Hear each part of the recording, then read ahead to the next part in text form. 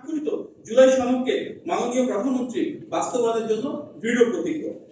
দেশের মানুষের কাছে বিএনপিকে অঙ্গীকার করেছে এবং যে প্রতিশ্রুতির আলোকে ধানের শীষে ভোট দিয়েছে, সরকারের সর্বোচ্চ পর্যায় থেকে শুরু করে সবাই তা অক্ষরে অক্ষরে পালনের জন্য দায়বদ্ধ। সারা দেশে 20,000 কিলোমিটার নদী, খাল ও জলাশয় খনন ও পুনঃখননের উদ্যোগ নেওয়া হয়েছে। ইতিমধ্যে 54টি জেলায় এই কার্যক্রম শুরু হয়েছে। বৈশ্বিক জ্বালানি সংকটের মধ্যেও সরকার জ্বালানি তেলের দাম না বাড়িয়ে এখন পর্যন্ত সর্বোচ্চ নিয়ন্ত্রণে রেখেছে।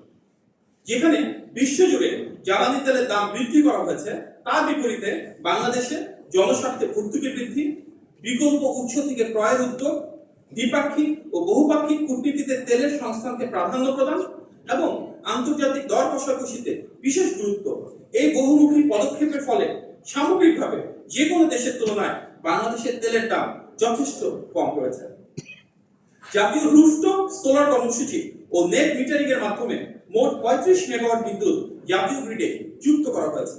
সরকার 2030 সালের মধ্যে নবায়নযোগ্য জ্বালানি ও বিশেষ করে সোলার বা সৌরশক্তি ব্যবহার করে 10,000 মেগাওয়াট বিদ্যুৎ উৎপাদনের লক্ষ্য নির্ধারণ করেছে। জ্বালানি নেওয়ার জন্য ফুয়েল কার্ডের পাইলটিং প্রজেক্ট ইতিমধ্যে চালু করা হয়েছে।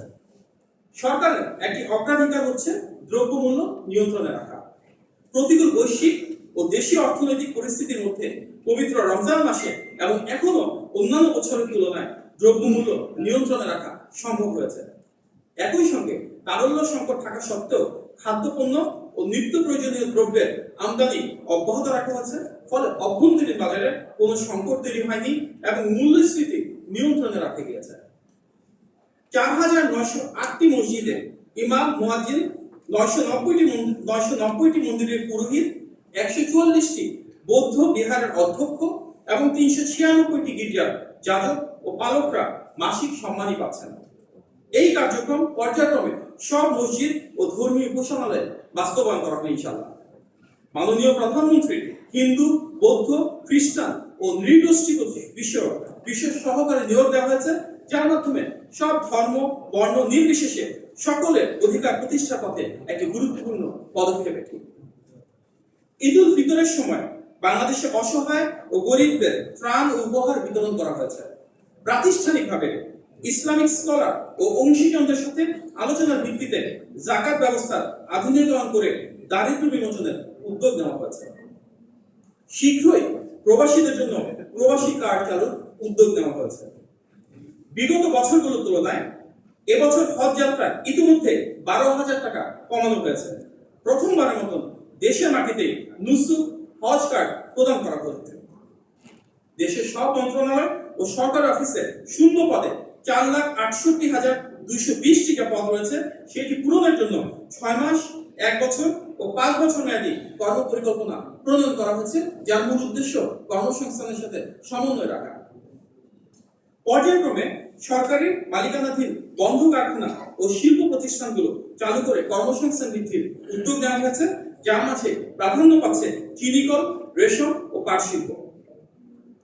স্বল্প ব্যবহৃত ইকোনমিক জোন, ইপিজেড, বিসিক এলাকা, হাইটেক পার্ক ও ইন্ডাস্ট্রি ক্লাস্টারের তালিকা প্রস্তুত করে সেখানে সম্ভাবনাময় ব্যবসা ও স্থানীয় বিশ্ববিদ্যালয়ের সাথে ইকোসিস্টেম তৈরি শুরু করা হয়েছে।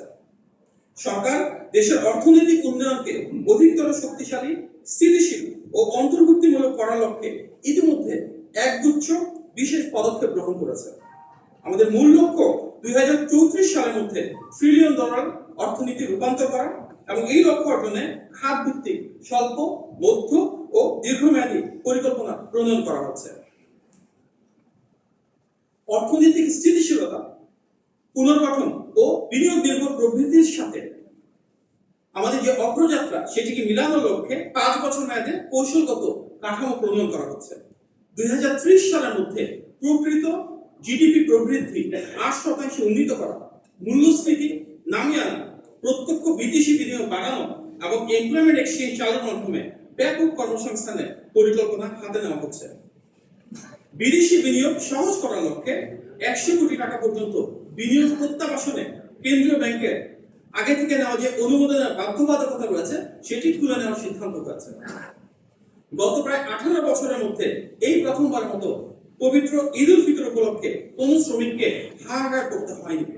শ্রমিক, মালিক, সরকার ও অংশীজনের সঙ্গে সমন্বিত আলোচনার ভিত্তিতে এবং প্রয়োজন অনুযায়ী ব্যাংকিং সহায়তা প্রদান নিশ্চিত করা হয়েছে, যার কারণে সব শিল্প কারখানায় শ্রমিকদেরকে ঈদের আগেই তাদের প্রাপ্য বেতন, বোনাস ও অন্যান্য সুবিধাদি পরিশোধ করা হয়েছে।